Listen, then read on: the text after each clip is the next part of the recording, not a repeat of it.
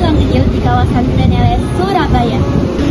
Berdiri rumah yang tampak sederhana, namun di balik kesederhanaannya, rumah ini menyimpan kisah besar tentang perjalanan bangsa Indonesia. Rumah yang kini dikenal sebagai Hos Cokro Aminoto menjadi saksi lahirnya pemikiran-pemikiran yang kelak mengubah negeri.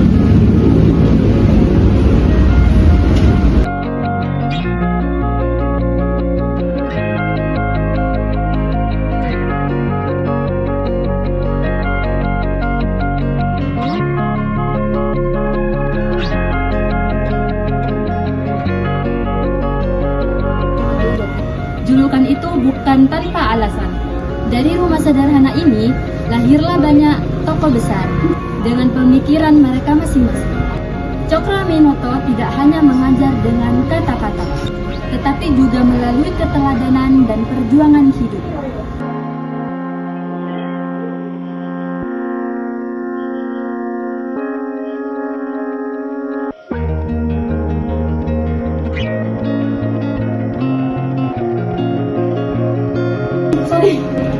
Kalau kamar ini dahulu tidak dihuni oleh satu orang. Berbagai pemuda dari latar belakang pemikiran yang berbeda pernah tinggal dan bertukar gagasan di kamar ini.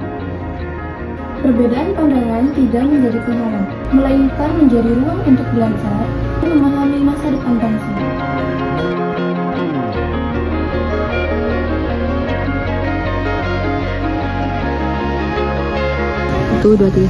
Museum ini menyimpan lebih dari 100 patung bersejarah, foto-foto lama hingga berbagai benda pribadi dipamerkan untuk menceritakan kembali perjalanan tokoh yang mengabdi bagi bangsa dan negara.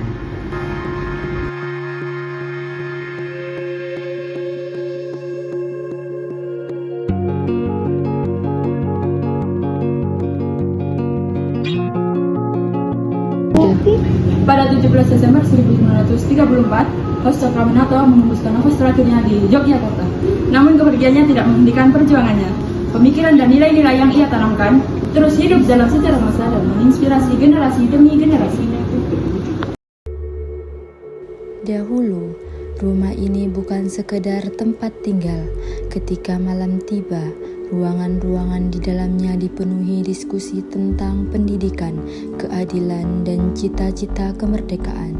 Dari percakapan sederhana itulah lahir gagasan-gagasan yang kemudian memengaruhi perjalanan Indonesia.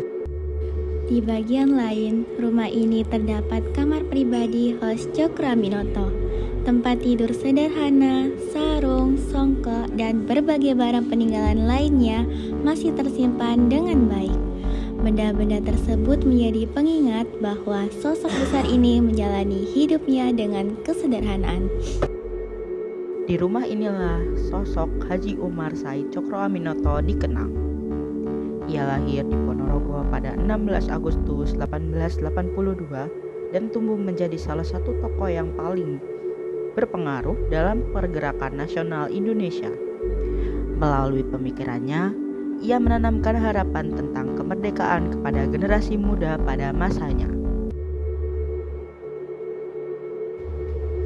Ketika melangkah ke lantai 2 museum, kita akan menemukan sebuah kamar sederhana yang pernah dihuni oleh Soekarno Muda.